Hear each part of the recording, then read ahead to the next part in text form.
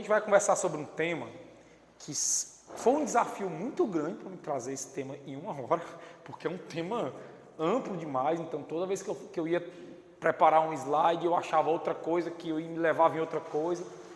Mas eu acho que eu consegui trazer um pouquinho, boa noite, um pouquinho sobre o tema, porque a gente conversar um pouquinho sobre a obsessão, né, que é um tema tão falado na doutrina, que é um termo tão utilizado na doutrina, mas que muitas vezes a gente não tem muita percepção do que realmente é obsessão. Porque, e aí, irmão, tudo bom?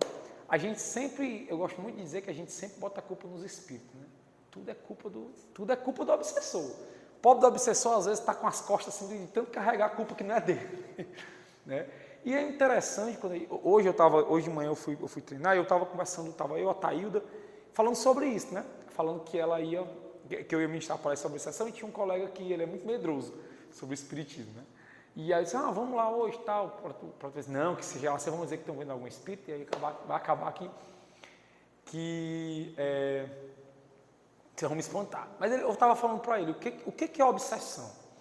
Quando a gente lê esse tema, quando a gente fala isso aí, a primeira coisa que eu pergunto para vocês, na opinião de vocês, o que é obsessão?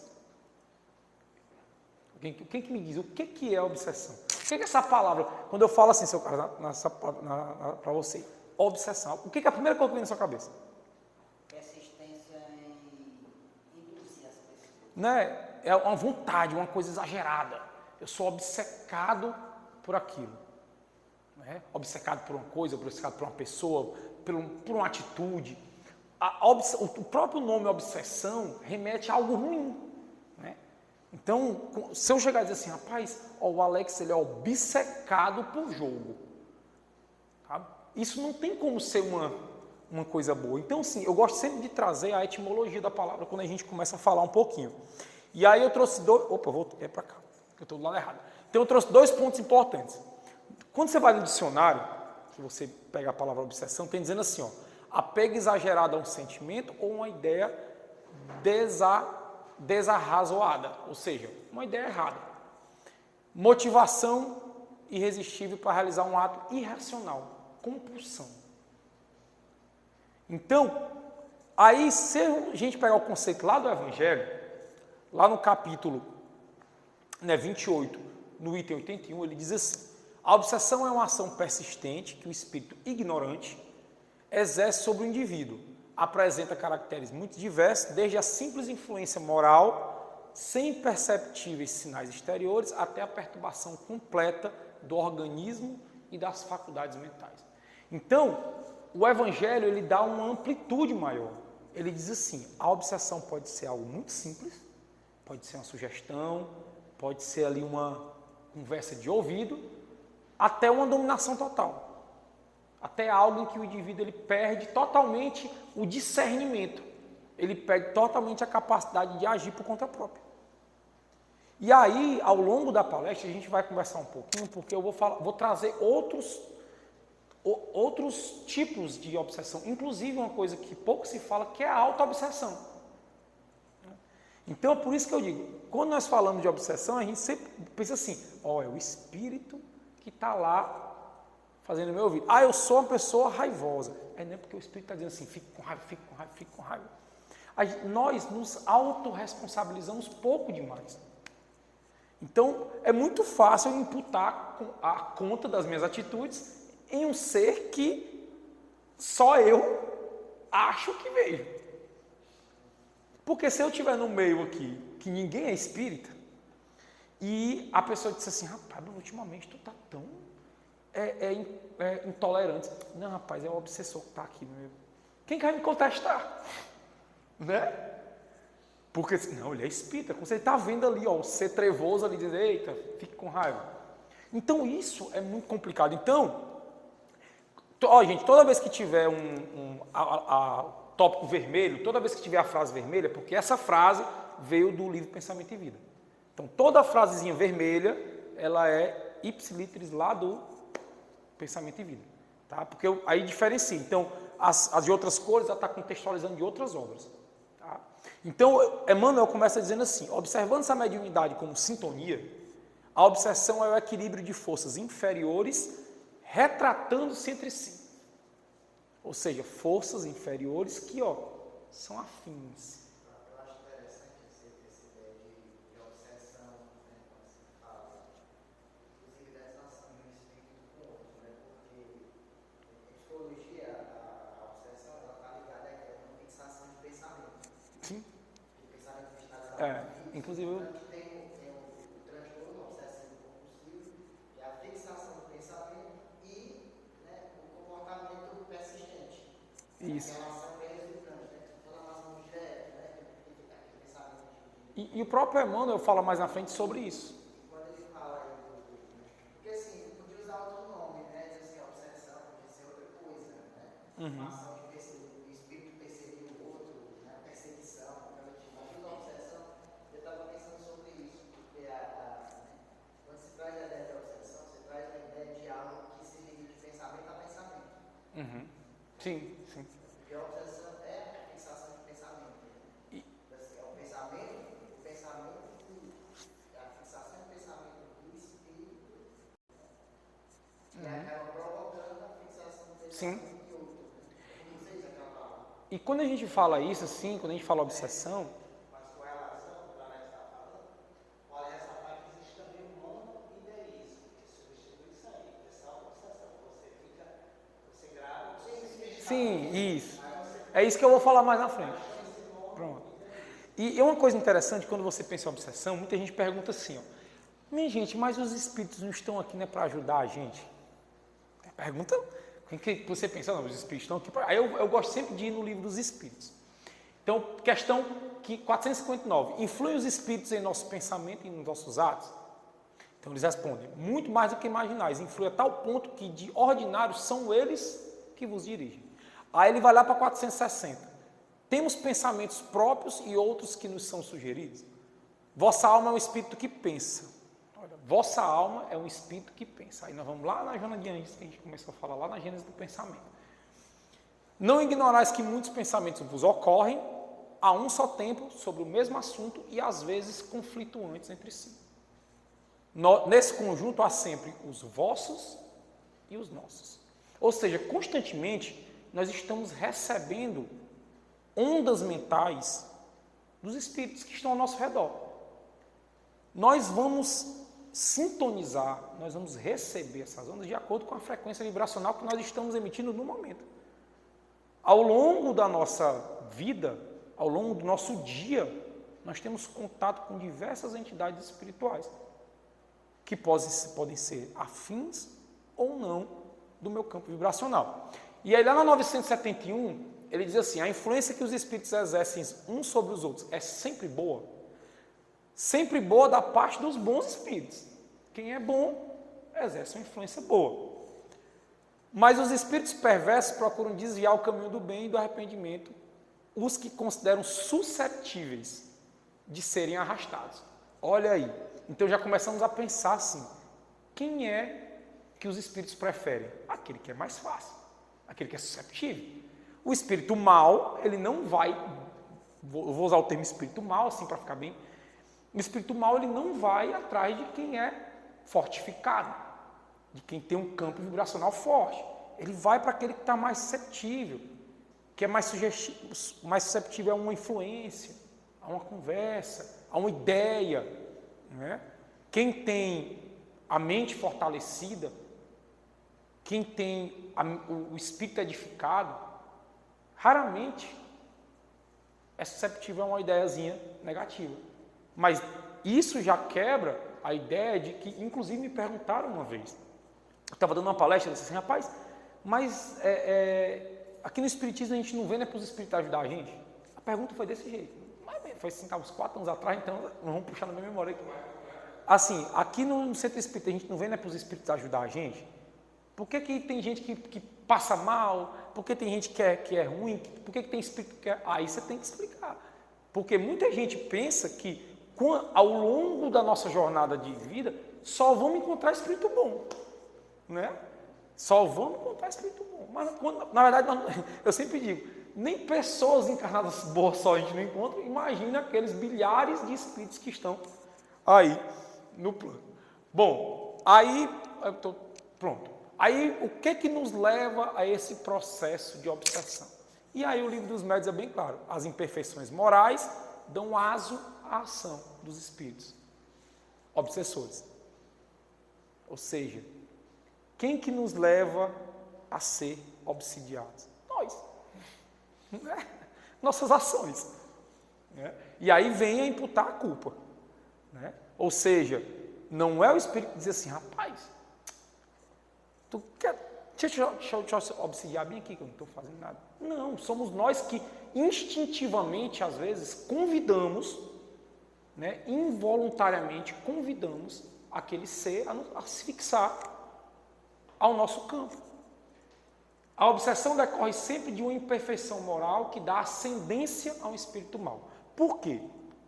Se um espírito que desencarnou, né, um ser, um espírito desencarnado, ele é um espírito que ainda tem sentimentos de raiva, sentimentos de vingança, sentimentos de intolerância, quem é que ele vai buscar? Aqueles indivíduos que são mais susceptíveis a expressar esse comportamento que ele quer. Porque esse comportamento gera energia que vai ser benéfica ao que ele quer. É como aquele indivíduo que bebe, que fuma. Por exemplo, eu lembro de uma história que eu digo assim, rapaz, eu até falei isso na palestra uma vez aqui, você chega num bar, tá, aquelas coisas todas, aquela folia toda, tal, aí a pessoa diz assim, rapaz, eu conheci uma pessoa, né, eu não vou lembrar essa história aqui que me contaram, conheci uma pessoa lá que gosta muito de beber. Você conheceu uma pessoa onde? No bar. Assim, você esperava o quê? Né? Então, você não vai lá num bar, em lugares de baixa vibração, você não vai encontrar Chico Xavier sentado lá, não. Mas aqui eu não vou aqui dizer que o que é certo e o que é errado, isso aí não cabe a mim. Mas é interessante lembrar que o espírito que ele ainda está apegado às energias deletérias do álcool, do cigarro, de qualquer tipo de droga, ele vai buscar o quê? Aquele indivíduo que elimine esse tipo de energia. Tá? Então, pensamentos, sentimentos e emoções, palavras e ações, orgulho, egoísmo, maledicência, aquela pessoa que adora se maldizer das coisas. Ou seja, aquela pessoa que a desgraça dela sempre é maior do que a do outro. Né? Eu estava falando hoje para o menino, rapaz, eu estou indo de bicicleta para casa, mas tem dia assim, rapaz, e eu que vou a pé? Então sempre tem um que gosta de degradações sexuais, isso é muito interessante também. Né? Os obsessores, eles também sorvem energias associadas a degradações sexuais, né? Excessos, né?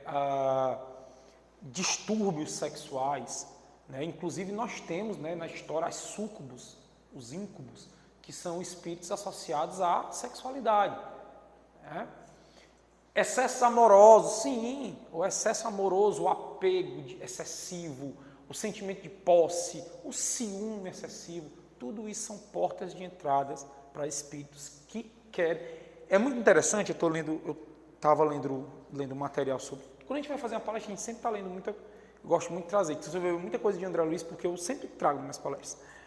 E lá no livro Entre o Céu e a Terra, tem um caso muito interessante disso, de excesso amoroso, que é um triângulo amoroso, que vem desde a Guerra do Paraguai, né, onde o obsessor, a obsessora, no caso, está obsidiando a atual esposa do ex-marido dela. Por quê? Porque tinha aquele sentimento de posse, de que era dela, que tinha que ser dela. E isso é algo que vem de muito antes. Mas eu vou mostrar mais para frente isso. Gente, pode interromper, acho que a conversa...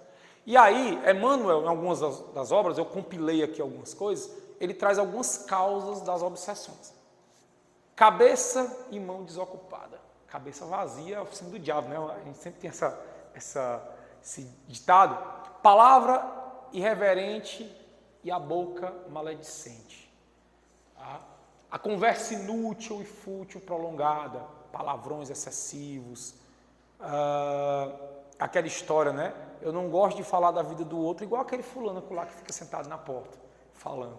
Então, nós gostamos muito de dizer isso e sempre jogar para a responsabilidade para o terceiro.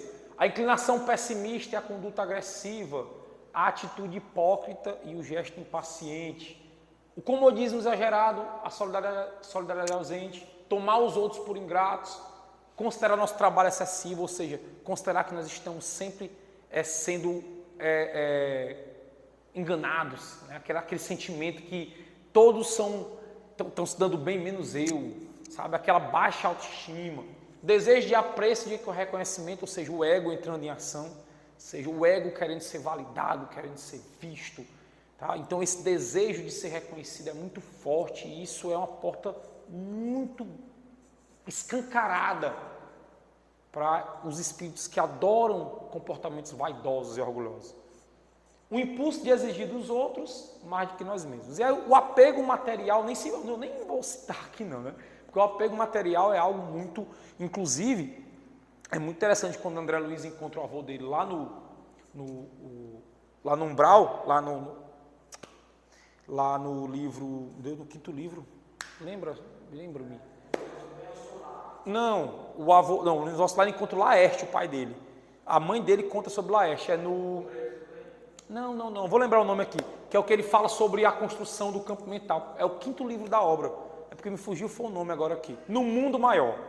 Pronto. Ele encontra o avô dele e o avô dele está lá ainda no umbral, apegado às riquezas que ele tinha na terra. Não consegue se libertar, porque a visão dele nas zonas umbralinas é de muito ouro, de muita riqueza, e ele está lá apegado. É muito interessante, é bem no finalzinho, são nos últimos capítulos do livro, do Mundo Maior. Tá bom? Meu Deus do céu. Bom, mas os desencarnados. O que é que leva um desencarnado a se fixar numa situação de obsessão? E aí eu peguei alguns trechos lá do Livro dos Médiuns. Vingança de espíritos contra as pessoas que lhe fizeram sofrer nessa ou em vidas anteriores. Isso é muito comum. Aquele sentimento de vingança. Né? Às vezes, um sentimento de vingança até equivocado, mas que na ignorância e no pouco entendimento do espírito, para ele, aquele ser encarnado merece todo e qualquer ódio direcionado a ele. Desejo simples de fazer os outros sofrer, por ódio, por inveja, por covardia, ou seja, o espírito simplesmente quer fazer o outro sofrer, porque para ele se compraz com o sofrimento do outro, né? Para usufruir dos mesmos condicionamentos que tinham na vida física, que é muito comum espíritos apegados a bens materiais, ou seja, eles se apegarem e obsidiarem para tentar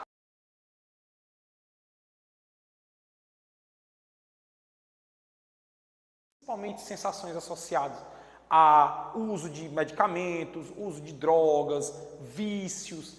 Então muitos espíritos às vezes obsidiam outros visando ter aquela mesma sensação que tinham quando encarnados. Eles não conseguem se desapegar, aquela sensação de prazer, aquele falso prazer que eles tinham quando encarnados. Apegos a pessoas pelas quais nutriam grandes paixões quando em vida, ou seja, aquele sentimento de posse. Ele é meu e vai ser sempre meu, vai ser para sempre meu, ou vai ser para sempre minha.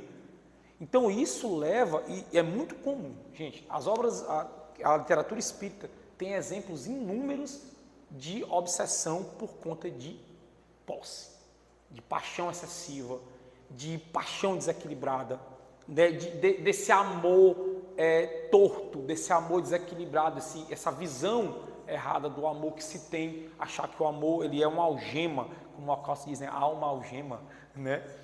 Mas é muito interessante que em diversas obras, muitos espíritos eles caem em zonas mais umbralinas, zonas mais densas no umbral, devido a esse apego a paixões.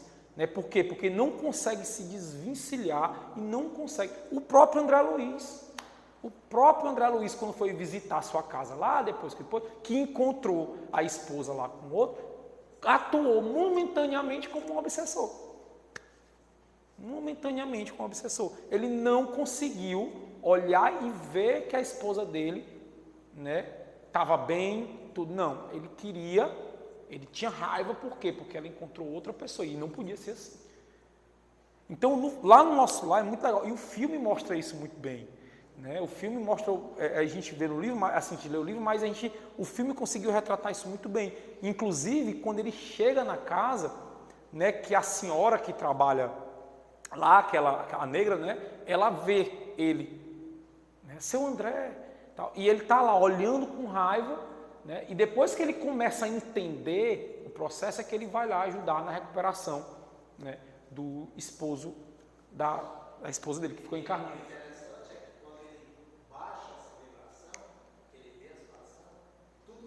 Tudo se transforma, tudo fica escuro. Aí parece que ele entra num processo de reflexão, aí ele volta à normalidade.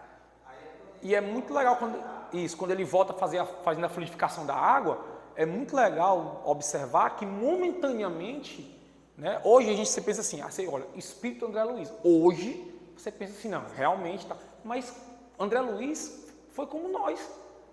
Ele desencarnou por excessos, foi um suicídio involuntário, e quando chegou lá no mundo espiritual, ele queria o quê? Ele queria ser médico.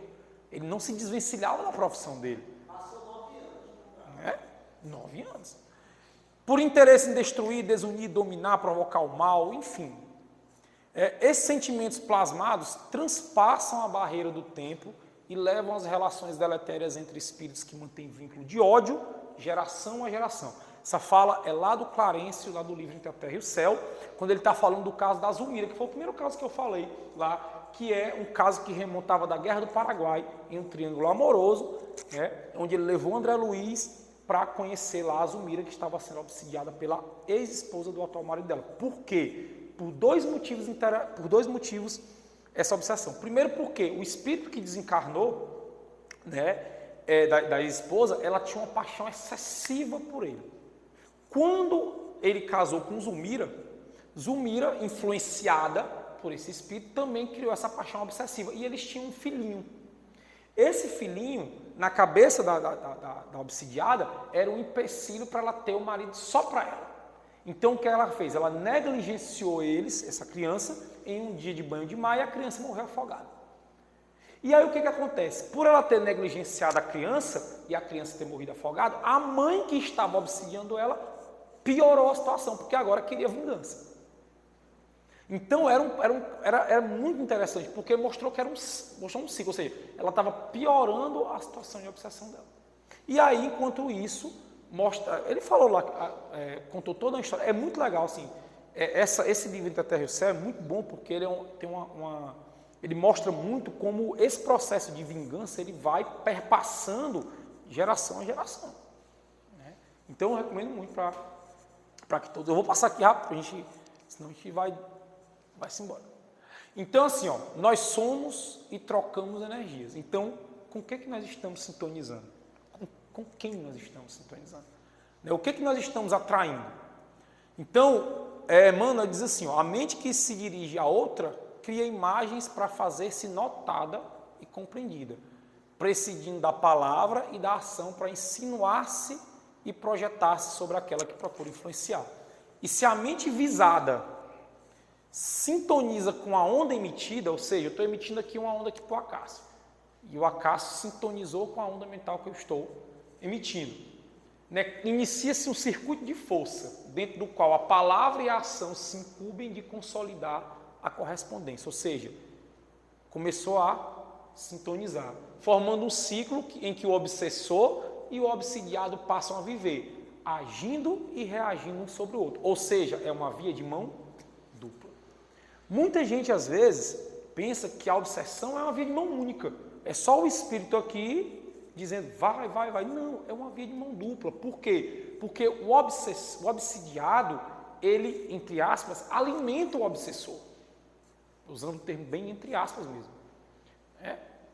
Então, é muito comum quando se você colocar no Google a palavra obsessão, espiritismo, você vai encontrar imagens de pessoas lá dos livros mais antigos como se fossem tentáculos, né?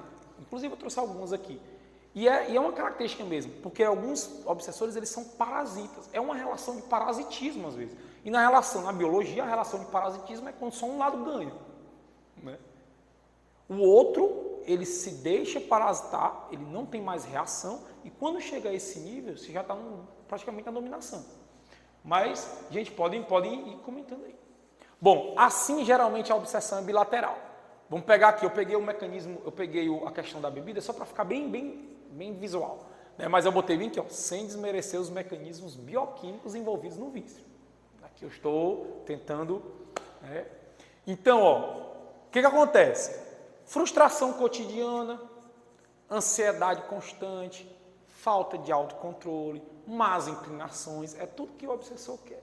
O que ele vai fazer? Ele vai começar a influenciar o indivíduo ir para onde? Para o mecanismo de fuga dele. Qual o mecanismo de fuga? Eu botei aqui o álcool, mas pode ser N coisas aqui. Né? Ele vai para o mecanismo de fuga. Quando ele vai para o mecanismo de fuga, o que é que o espírito vai estar lá dele? Aproveitando aquela energia que está sendo emitida, que está sendo emanada, sintonizando ali. Aí o que acontece? Quando ele vai para o mecanismo de fuga, ele gera ações e comportamentos que geram energias deletérias e sofrimento ao encarnado. E alegria ao desencarnado, que quer aquilo. Quando isso satisfaz o obsessor. E o que ele quer? Ele quer mais. Quando ele quer mais, ele vai influenciar que esse comportamento se repita. E aí vira um ciclozinho, né, vicioso entre obsessor e obsidiado. Então, quando você olha assim, lógico, aqui a gente está simplificando, existem diversos mecanismos envolvidos nisso. Né? Como eu falei, existem mecanismos bioquímicos, fisiológicos que estão envolvidos que a gente não vai entrar muito psicológicos, que a gente não vai entrar muito na seara aqui. Mas, simplificando, a obsessão é isso. O obsessor, encarnado ou desencarnado, e eu vou falar disso porque eu estou falando isso agora, na frente eu vou falar, ele quer mais e mais, porque ele está viciado naquilo. Porque assim também, ele fica muito voltado para o momento presente. Qual é a sensação que ele quer ter no momento presente? Se ele quer o álcool, ele vai se aproximar de uma pessoa que tem um costume de beber. Tem um costume de beber. Se ele quer se ligar, ele vai tentar prejudicar a pessoa, porque ele não consegue pensar assim, se eu conseguir prejudicar a pessoa depois disso, o que vai ser de mim? Ele não consegue pensar nas forças que ele está movendo para conseguir aquela vingança e a partir dali, depois da vingança, o que vai acontecer com ele? Ele é imediatista, né? Ele é imediatista. Tanto é que quando o indivíduo tenta se livrar, ele não consegue, porque o obsessor ele não quer deixar isso. Não posso tirar minha fonte aqui de alimento. Né? Então...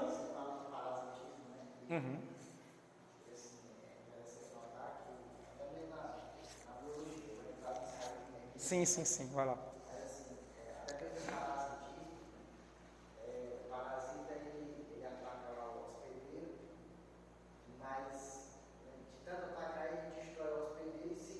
E se destrói. Então, assim, ele acaba sugando todas as energias, né? O hospedeiro sucumbe e ele, quando tem mais ele sucumbe também. O grande diferença do parasitismo espiritual é porque o espírito é eterno, né? Então, o que acontece? Quando ele sucumbe ao hospedeiro, ele vai atrás de outro. Então, você tem um parasitismo. Porque assim, ó, se nós pensarmos em uma relação de um espírito bom com seu mentorado, nós temos uma relação de mutualismo. O que é esse mutualismo biológico? As duas partes estão se beneficiando. Né? Quando nós temos uma relação onde só um definha e o outro, teoricamente, estaria ganhando, você tem uma relação de parasitismo. Então, agora a pergunta, mas a responsabilidade é sempre do obsessor desencarnado? O pobre do obsessor, né? A gente sempre diz assim, tem um obsessor que está com as costas que está pesada, porque tudo é jogando nas costas dele. Né? E aí, o que acontece? Não ocorre tão somente dos chamados mortos para os chamados vivos. Porque, na essência, muitas vezes aparece entre os próprios espíritos encarnados a se subjugarem reciprocamente pelos fios invisíveis da sugestão. Ou seja, a palavra quase não sai. Os encarnados também, se pode se dizer assim, atuam como obsessor. Não? O Venom, o simbionte, gostei. Né? Então, por exemplo, gostei, boa, bem lembrado, vou usar a referência. O encarnado tem o quê? Abuso, incitação ao medo, chantagem emocional, pressão psicológica, pressão moral, tudo isso é obsessão. Se você não ficar comigo, eu vou me matar. Se você me deixar, eu vou fazer uma besteira. Você tem que fazer isso porque o que eu estou dizendo é que é correto. Tudo isso é um mecanismo de obsessão. Então, a obsessão, ela ocorre sim entre encarnado e encarnado. Esse tipo de obsessão está livre da influência dos desencarnados? Não. Lógico que não. Em momento nenhum nós estamos livres das influências deles. No entanto, né, 2 indivíduos encarnados estão atuando, um como obsessor e um como obsidiado. Né? Aí quando eu tenho desencarnado e desencarnado, então geralmente espíritos vinculados a outros em zonas umbralinas. Eu trouxe 2 exemplos. Lá no livro Libertação, de André Luiz, né, tem lá o clã dos dragões do mal, que é comandado por Gregório. Né? Gregório, o que eles faziam? Eles aprisionavam espíritos sofredores, julgavam de acordo com as leis deles e eram juízes, júri e dava sentença. Ou seja, eles atuavam como obsessores de espíritos mais, pode-se dizer assim, mais fracos. Né? Lá no livro Nosso Lar, pai de André Luiz, Laerte, por que ele ainda estava nas zonas umbralinas? Porque ele não conseguia se desapegar dos espíritos maléficos que ele se envolveu ainda em vida. Então, duas mulheres que tinham uma relação com espíritos maléficos, se envolveram com Laerte em vida, e quando ele desencarnou, ela já estava lá esperando para ele. A mãe de André Luiz conta que no momento que ele chegou, ele até tentou se desvincular, tentou sair, mas ele não conseguia, porque elas ficavam ali. E aí ela ia visitar ele, inclusive ela falava, pobre Laerte, não consegue ainda se desvincular dessas entidades maléficas que estão aqui prendendo ele nessa região. Ou seja, espíritos dentro do umbral obsidiano espíritos. Né? Então, não é uma relação somente de lá para cá, às vezes daqui a aqui. Ó. Então, André Luiz traz muito isso nas obras dele. Muito isso. Por isso que eu estou trazendo, né, porque eu gosto muito, então toda palestra minha sempre vai ter exemplo de André Luiz. Sim, é isso que eu ia falar agora. Agora que você começou, faça. Agora que você começou, ainda tem essa situação. Por quê? Porque nós atuamos como obsessores de espíritos desencarnados. Sim. Mais à frente eu vou mostrar isso, mas já que o Cássio tocou no ponto, eu vou. Às vezes, nossas emanações mentais, né, prendem aqueles espíritos. Vou dar um exemplo aqui. Né? Não chega a ser bem uma obsessão, dependendo da situação, mas, né, morte, desencarne. A pessoa morreu, está lá todo mundo, não vai embora não, fique aqui, tal, meu Deus. Tem uma passagem muito boa, lá em Obreiros da Vida Eterna, dentre os 5 que a André Luiz acompanhou, uma está na situação justamente disso, não consegue desencarnar porque os parentes não deixam. Está tudo pronto, está tudo desligado, mas ela não consegue. Por quê? Porque está lá, não, preciso de você, você tem que estar aqui, a nossa vida sem você não é nada. E aí o que acontece? Fica ali atuando como obsessor, né? Usando esse termo, desse espírito. Então, às vezes nós temos que começar a imputar essa responsabilidade para a gente. Então ele diz assim, Emmanuel, não há por isso a obsessão unilateral. Toda ocorrência desta espécie se nutre à base de intercâmbio. Quanto mais sustentadas as imagens inferiores de um espírito para o outro, em regime de permuta constante, mais profundo o poder de obsessão. De vez que se afastam da justa realidade para o circuito de sombra que vão se entregar mutuamente. E aí, quando Emmanuel fala espírito, ele não está se referindo só aos desencarnados, não. Né? Nós somos espíritos também. Então, nós, espíritos encarnados, também influenciamos os espíritos desencarnados. Então, lá no livro Obsessão e Desobsessão, da Sueli Caldas Schubert, ela diz assim, obsessão é a cobrança que bate à porta da alma, é um processo bilateral, porque existe de um lado o cobrador, sequioso de vingança, e do outro o devedor, trazendo impressão em seu perispírito as matrizes da culpa, do remorso, do ódio que não extinguiu. Ou seja, um impõe a vingança e outro se sente culpado por isso. E aí você tem uma relação pouquinho complicada, né? Aí.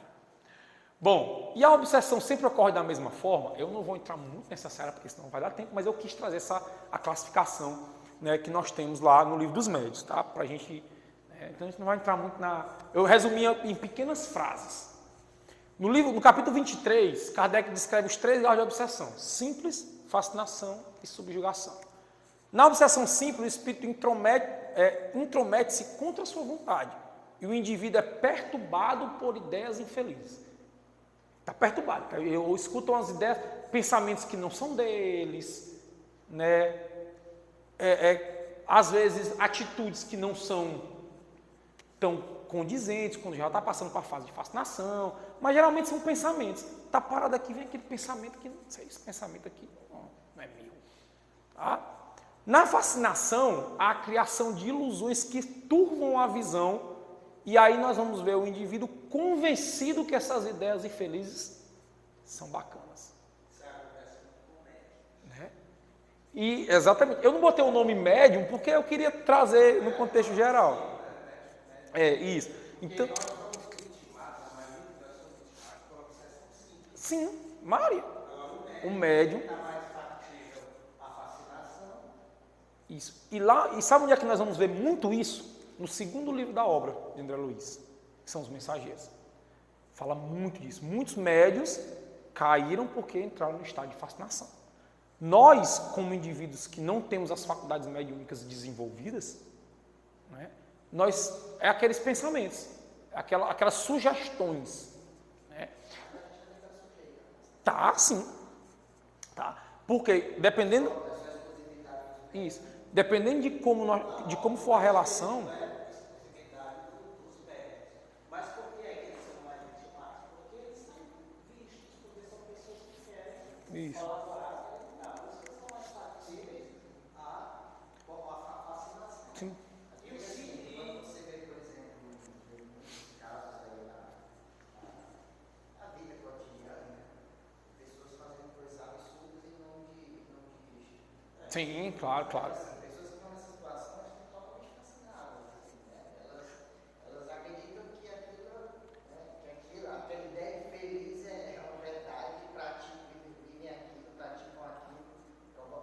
O próprio termo fascinação é isso, né? O próprio termo fascinação. Quando você está fascinado por algo, você enxerga aquilo como certo. Isso.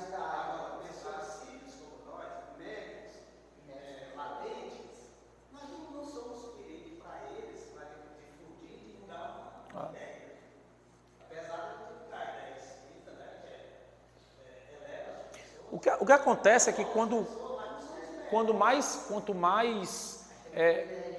isso, mas acho que quanto mais estreita está a relação, independente de ser médium ou não, mas quanto mais o campo mental está aberto daquele indivíduo, mais fácil ele entrar no estado de fascinação. Porque assim, por mais que ele não seja médium, por mais que o indivíduo seja médium, a partir do momento que ele abre o campo mental dele para essas sugestões incessantes, isso torna-se uma ideia muito fixa. E de uma ideia fixa para uma fascinação, é um pulo.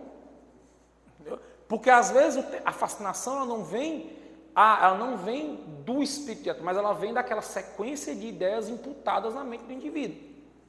E aí nós temos o terceiro, que é a subjugação. O indivíduo encontra-se em verdadeiro julgo e pouco importa o que pensa. O obsessor controla seus movimentos e controla suas vontades. Ou seja, ele é direcionado pelas vontades do espírito obsessor. Eu achei legal essa imagenzinha, que é o espírito, tipo uma marionetezinha no indivíduo.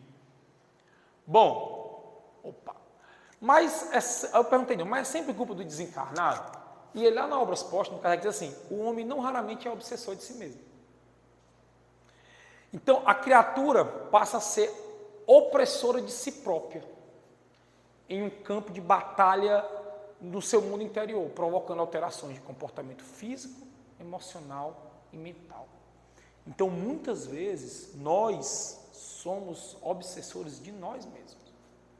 E aí eu achei muito legal trazer isso aí, talvez o Alex já tenha visto, que é o triângulo da autoobsessão. Né? E aí tem o quê? No presente, você tem aqui raiva, no passado você tem ressentimento e no futuro você tem medo. O que é isso? Esse triângulo da autoobsessão é aquele ciclo de punição e culpa, pode-se dizer assim.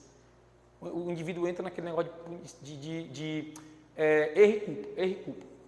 Então, o indivíduo ele se ressente pelas coisas que aconteceram no passado, impõe a responsabilidade dele, se enxerga com um olhar de julgamento, com um olhar de responsabilidade, não consegue se perdoar, não consegue se entender, tem raiva do presente porque põe responsabilidade nas coisas que fez no passado, não tem como mudar, porque o passado passou, e aí começa a se chatear, ficar com raiva por causa disso, do presente porque põe responsabilidade, e tem medo do que vai acontecer no futuro. Tem medo de que essas ações do passado, essas atitudes que estão acontecendo no presente reverberem negativamente no seu futuro. E aí entra no ciclo.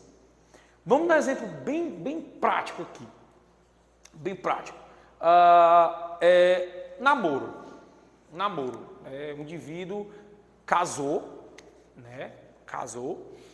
gosta muito da esposa, mas não consegue ser uma pessoa fiel na relação. Não consegue.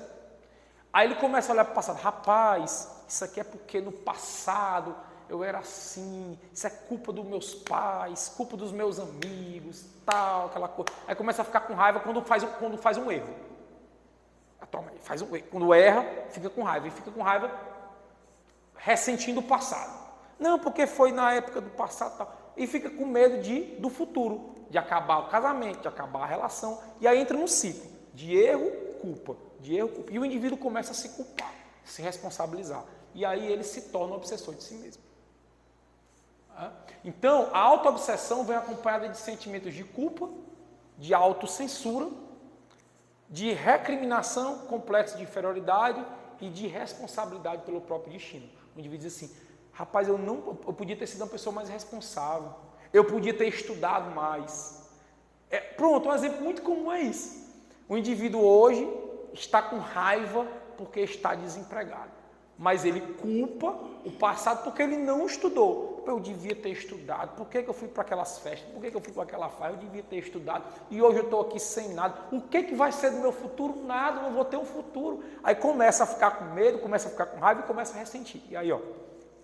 E aí, enquanto ele faz isso, ele não consegue tirar essa visão turva e entender que o passado do futuro dele é o presente que ele está agora. Olha, ele fala até um negócio bem, né?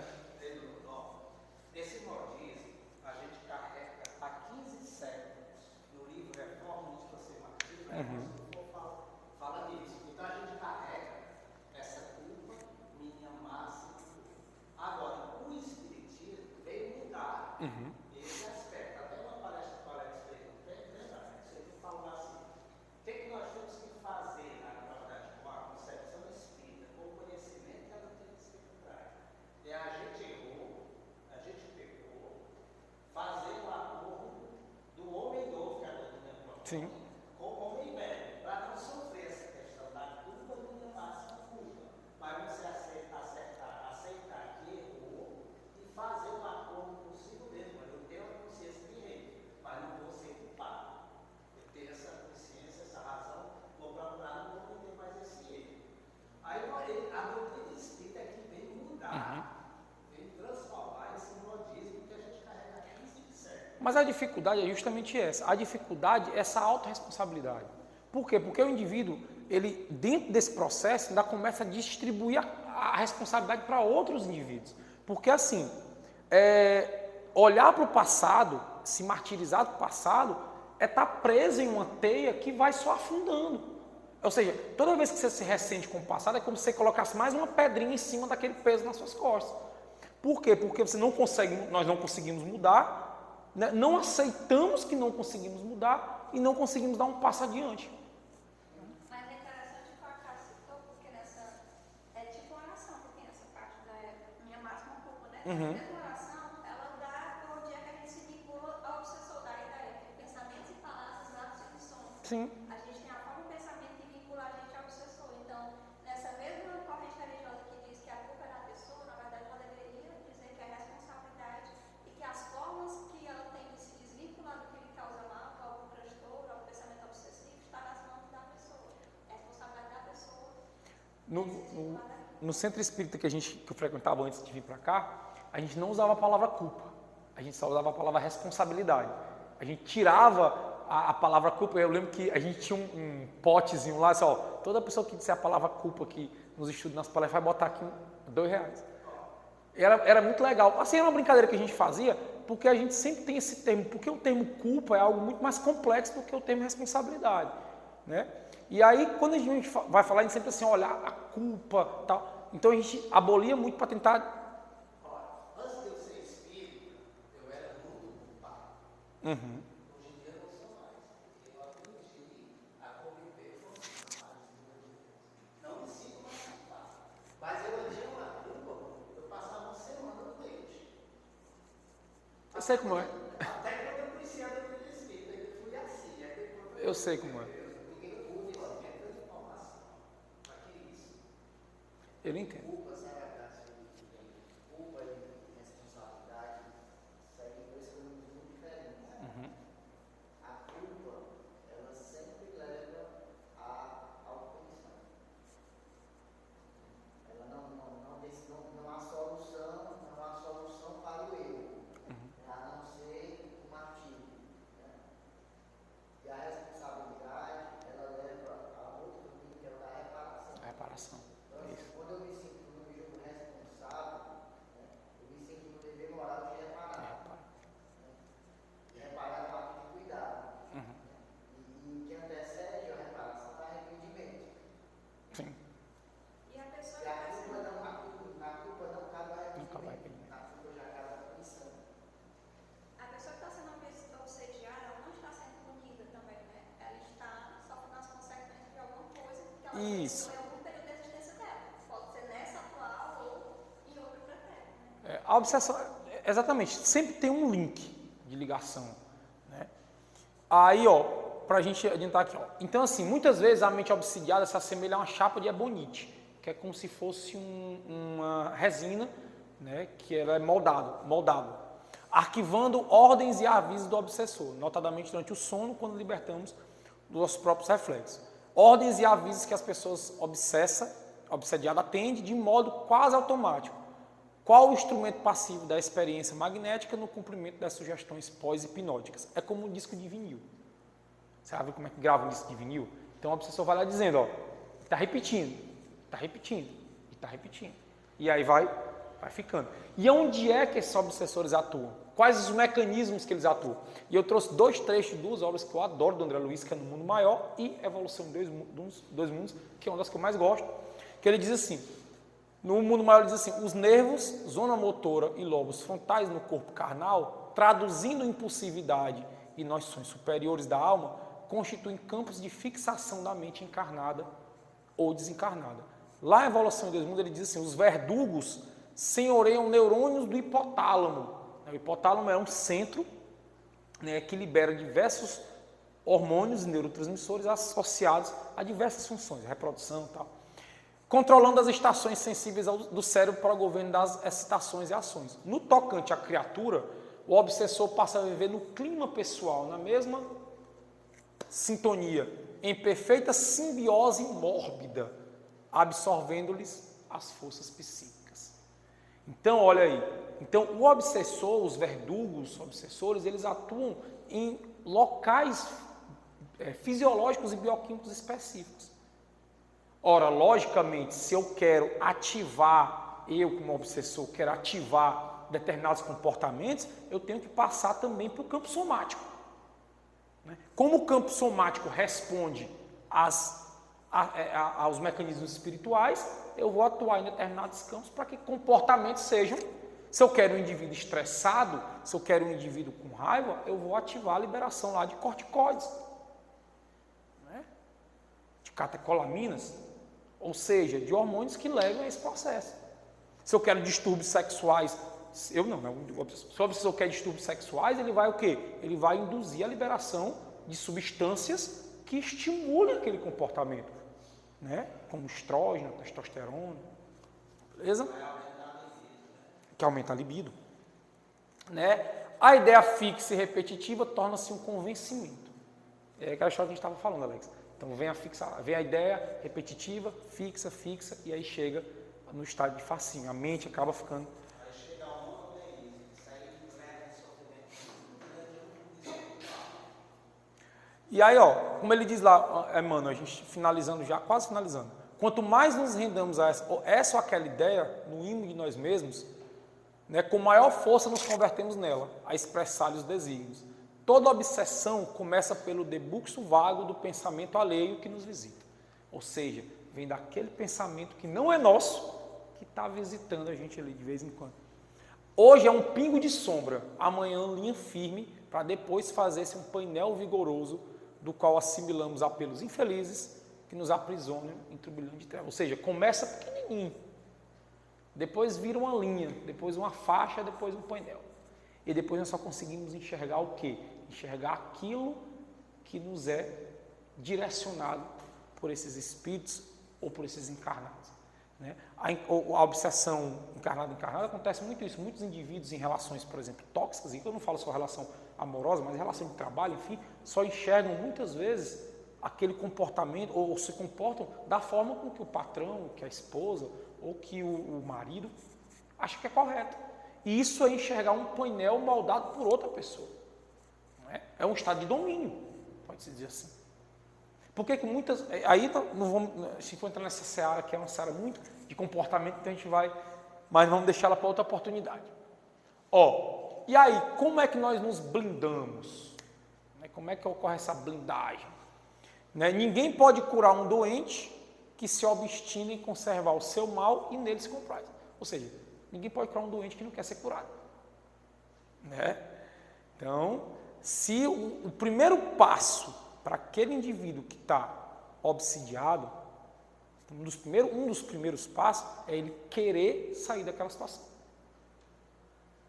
E aí, em todas as obras de André Luiz, de Joana, ela fala do poder da ação, da vontade do indivíduo. Porque a ideia do obsessor, como a Thais comentou, é acabar com a vontade do indivíduo. O indivíduo ele não quer, para que ele quer que o indivíduo tenha vontade? Se ele quer alguém subjugado a ele. Então, o indivíduo, nós precisamos ter a vontade de sair daquela situação, querer sair daquela doença. Então, equilíbrio mental para absorção e emissão de energias sublimes, vigilância para nossas atitudes, ações, pensamentos e palavras, ou seja, vigiai e orai, autorresponsabilidade e olhar para o interior sem culpa, sem julgamento, fazer aquela reforma íntima sem culpa, sem julgamento, sem responsabilidade, né? Impondo a responsabilidade, sem responsabilidade aí, impondo a responsabilidade a nós mesmos, mas sem aquele olhar danoso, aquele olhar castigador, né? Entendendo que todo dia é um dia de renovação. Todo momento que eu acordo, eu tenho uma oportunidade nova de ser uma pessoa diferente. E o dia que passou, eu faço uma reflexão, tiro o que eu aprendi e levo para frente. Oi. Como é que um devedor pode se livrar de uma obsessão de um credor? Como é? Como um devedor pode se livrar da obsessão de um credor? Tá. Você está perguntando ou você está fazendo uma pergunta? Eu pensei que fosse aquela pergunta retórica. Tá. Como é que um obsessor, como é que um devedor pode se livrar pagando a dívida dele? Pensamentos, palavras e ação. Na verdade, mostrando que teve uma mudança de comportamento. Porque, por exemplo, se o credor está cobrando uma dívida, é porque aquela dívida existe. Então, enquanto aquela dívida não for sanada, vai ter a dívida. É como se assim, se eu deixar de pagar o aluguel da minha casa, toda uma vai estar cobrando. Quando eu pagar, vai parar a cobrança. Então, eu pensei que fosse uma pergunta retórica, por isso que eu fiquei assim. Mas eu entendi. Retórica assim, pergunta que não tem que você já respondeu ao mesmo tempo. Então, assim, é justamente isso, mudando atitude, palavra, ação, pensamento. Para quê? Para mostrar para aquele credor que eu estou conseguindo saldar minha dívida. E aí, isso vem da educação. Como assim? A partir do momento que eu me educo espiritualmente, indiretamente eu estou educando aquele meu credor. Daí, a reunião mediúnica. né? Que é uma reunião de acolhimento. Antigamente falava de desobsessão, mas é uma reunião de acolhimento.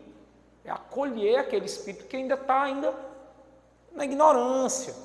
Tá? É preciso querer. Ação para o bem, sublime energia. Ou seja, pagar a dívida.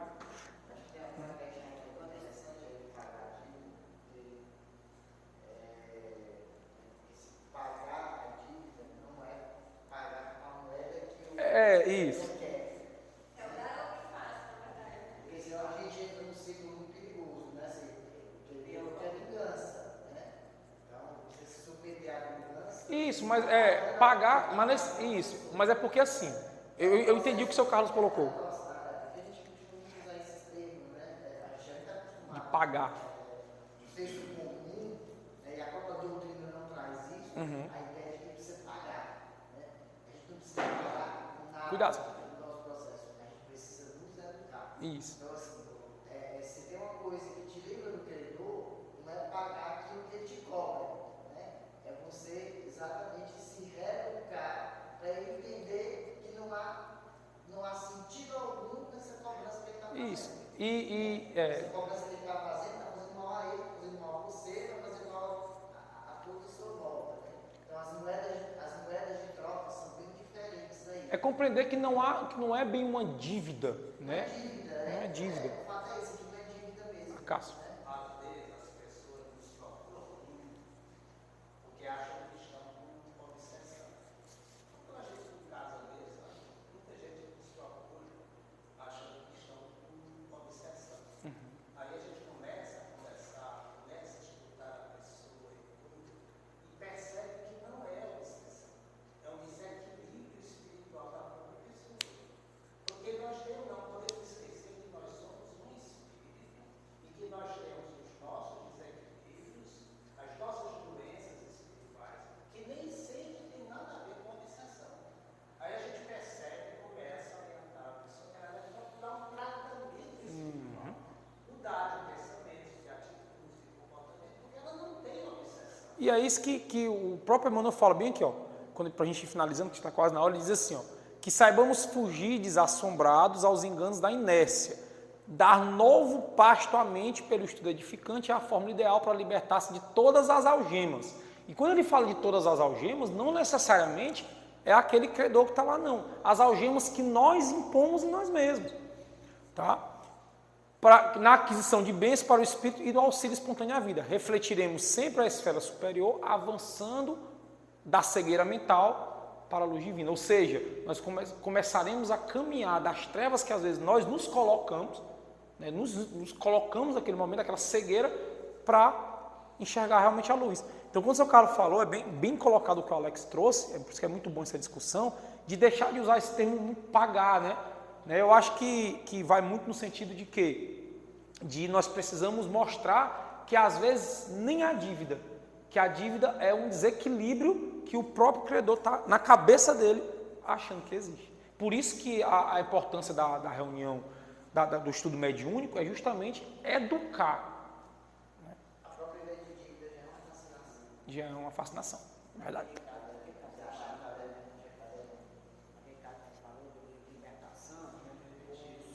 Os espíritos que vão inferior do sofrimento, que se encarnam aqui, que tem dívida, que levam para lá, os sacerdotes lá no plano espiritual, nas trevas, eles aprisionam, eles obsediam, eles subjugam o espírito porque ele não consegue se libertar da dívida que Isso. a culpa. E muitas vezes eles inclusive fazem, imputam transformações em formas animalescas para dar aquele castigo, indução. E é isso, gente. Então, vamos para a nossa prece final, já está aqui na nossa hora.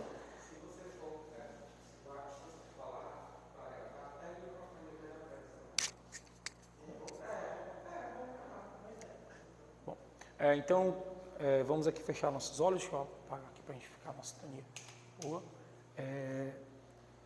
Mentalizar a figura do Mestre Jesus, vibrar em frequências sublimes, permitir que espíritos bons, benfeitores espirituais se aproximem de nós, para que possam sempre trazer inspirações positivas, inspirações edificantes, que possamos sempre observar nossos sentimentos, ações, pensamentos e palavras, para que evitemos cair, né, nas falsas visualizações do mundo, nas fascinações que são constantemente colocadas em nossa frente, e que possamos discernir cada vez mais, né, nossas boas ações e trabalhar sempre no nosso crescimento espiritual,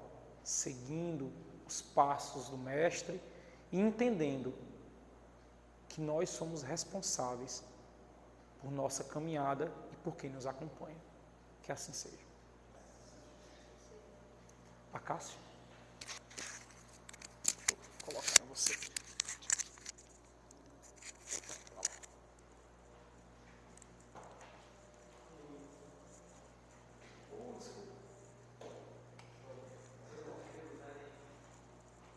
Pois é, meus amigos, meus irmãos, depois desta aula, né, de obsessão, vamos agradecer a Deus e a Jesus pela feliz oportunidade de estarmos aqui nessa pequena assembleia para fazer um convite muito especial aos encarnados aqui presentes, como também aos desencarnados, nossos queridos amigos, as falanges que nos dão sustentação, os ceareiros da paz, porque chegou o dia do lançamento do nosso livro, da nossa obra mediúnica, né, que é Os Filhos de Andrômeda. Não é uma obra de caráter literário, mas sim uma obra que vem trazendo um conteúdo e respostas que a gente precisa, mostrando um processo de historicidade de caminhadas espirituais. Então, terça-feira, ou segunda-feira, às 7 horas, na comunidade espírita Ceareiros da Paz, está acontecendo o lançamento do nosso tão esperado livro, depois de 4 anos, viu, professor Eric? Depois de 4 anos, esse livro vai ser lançado. Mas eu acho que é porque chegou o momento certo, chegou o dia certo dele ser lançado. Então, estejam lembrados, né, que segunda-feira, às 7 horas, lá na comunidade espírita Ceareiros da Paz, está sendo lançado o livro Filhos de Andrômeda. E lembrando também que após a solenidade, que vai ser simples, mas porém bonita, teremos um ágape fraterno, viu? Então, todos encarnados e desencarnados estão sendo convidados a participarem desse belíssimo evento. Graças ao nosso social média também, que é o Obrigado, meus irmãos. Muito boa noite, muita paz a todos.